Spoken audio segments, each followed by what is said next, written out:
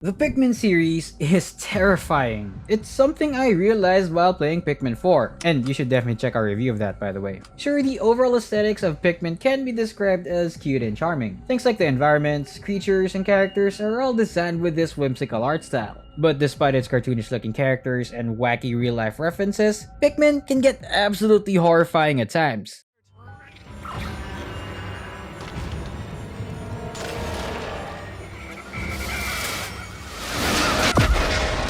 So not convinced? Let's get into the details then.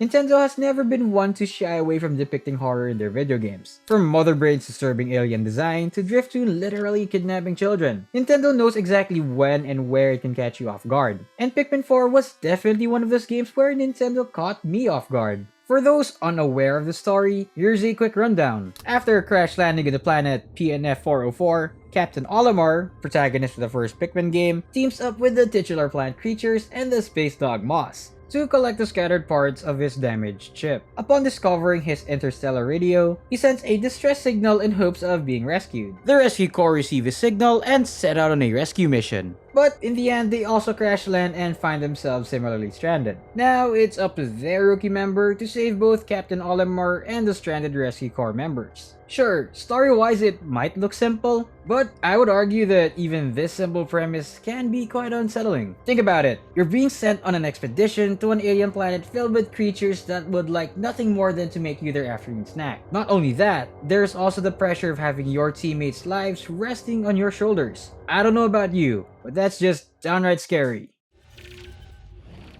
The planet and its creatures were purposely made to have this realistic feel to them. This sense of realism to them stems from the foundation that the Pikmin development team has laid down since the first Pikmin game. The result is that you actually feel like you just got thrown into this horrific food chain. This feeling of uncanny eeriness extends to the actual world as well. PNF 404, or Earth, is an identical copy of our real-life home planet, except the humans are nowhere to be found. Shigeru Miyamoto, who served as the general producer of Pikmin, has stated previously that the Earth we're seeing in-game is an Earth where humans are now extinct. While the reason for their downfall was never stated, it was heavily implied in Pikmin 1 that PNF 404 was steeped in radiation, as Olimar would find a Geiger counter that would constantly be clicking. Was it a nuclear meltdown that caused this, or straight up nuclear war? If it was some sort of nuclear apocalypse, it may imply that a lot of the creatures roaming around the world were a result of unchecked radiation. Although this nuclear war theory is possible, it doesn't really explain the pristine condition of every man-made object you find in the game. Buildings and other structures show no sign of damage or even decay. It goes the same for the multiple items you can find, like toys, jewelry, video games, and fruits. Perhaps because of a sudden spike in radiation, humanity had to evacuate immediately. No matter what the truth is, it's not a place you want to stay for too long.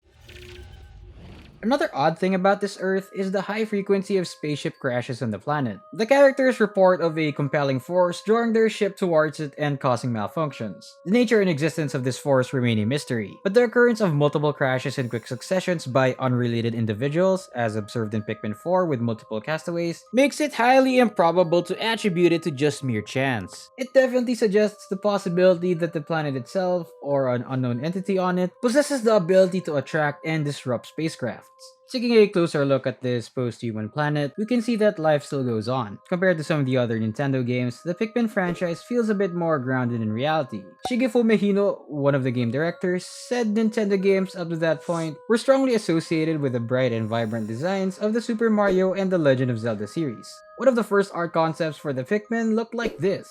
It didn't really feel like it had any impact as a character, with Hino himself dubbing it as Yoshi-like. It was then that Junji Mori, one of the character designers, sought to take inspiration from film director Tim Burton, resulting in something like this. Back then, I really liked the world of Tim Burton, so I wanted the designs to not just be cute, but also give a sense of eeriness or some emotional weight. That's why I was drawing the sketches like this, with a style that layers scribbling lines. Yeah, it's a pretty good thing they added the bright colors in. Otherwise, the Pikmin we know today would be just unsettling. The dev team started to read a book called The Selfish Gene, written by Richard Dawkins, which had lots of information about the weird ecology of living things. However, he not found it too difficult to understand, so they watched all kinds of films for inspiration, like indie films from Europe or artistic films you wouldn't find in regular video stores. This led the team of developers to watch Fantastic Planet, or La Planète Sauvage. It's an experimental independent sci-fi art film released in 1973. We all had puzzled looks on our faces while watching it, recalled Hino. You can clearly see this inspiration in the ecosystem they've created for PNF 404. Look at all the numerous ways on how these creatures would act when approached. It gets really weird and sometimes downright disturbing. Although there are wacky and silly enemies, bosses like the Smoky Prog with its ghost-like appearance are disturbing the first time you encounter them. Aside from the wildlife that's out to get you, Leaflings are also one of the obstacles you'll face in Pikmin 4. They're castaways who went through the onion, which is where the Pikmin are made and reproduced. By going through the onion, they're fused with Pikmin DNA, causing their heads to become covered in leaves as though it were fur, and a stem leaf to the top similar to the Pikmin. Their speech becomes simplified, and they become obsessed with Dandary. Their bodies also change in a way that their health will rapidly deteriorate if they try to leave PNF 404. Olimar states that he does not know what the purpose of this Pikminification might have, but he speculates that the Pikmin may be trying to create a permanent leader for themselves by enabling the outsider of the planet to survive the planet's harsh atmosphere. Olimar himself once asked if the Pikmins were using him rather than the other way around. That's like if you went out to the park with a litter of new puppies to play catch, and their DNA fuses with you in a way that separating from them causes you to get sick, all so that they can get all of the good belly rubs. This kind of begs the question whether you should actually trust these creatures following you around. Who knows? They might actually be the ones sabotaging your escape and luring others in.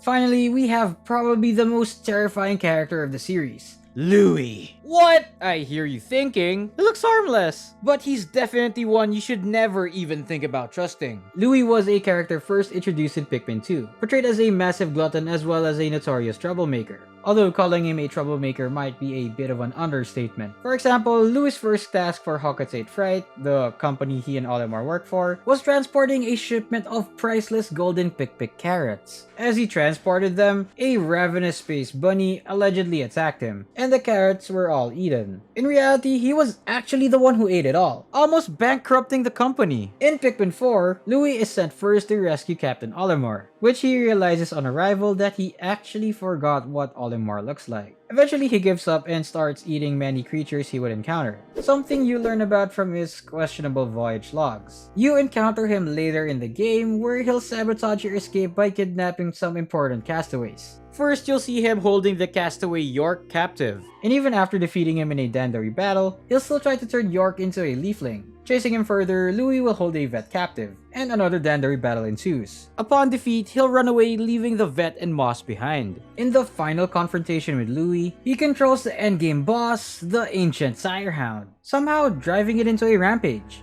This complicates the Rescue Corps' attempt to get the cell sample they need to reverse Ochi's leaf tail. It's not explicitly stated why Louie is doing all of this, but there have been theories circulating. Some people theorize that Louie's plan was to make lots of Leaflings so they would catch food for him to eat. Another theory, stated by Olimar in the end of day conversations, is that Olimar is Louie Sr. in the company, and it just so happens that in this expedition, Olimar turned into a Leafling and started kidnapping other castaways. Louie might just be trying to copy what Olimar is doing as part of his job, but we have a hard time believing that, considering Louie seems to have forgotten what Olimar even looks like, much less in his Leafling form. Regardless of what the real reason is, all of this just means Louie is completely unpredictable, perhaps even sociopathic. Even in this crazy alien ecosystem that the Nintendo devs have built, Louie stands alone at the top of this food chain.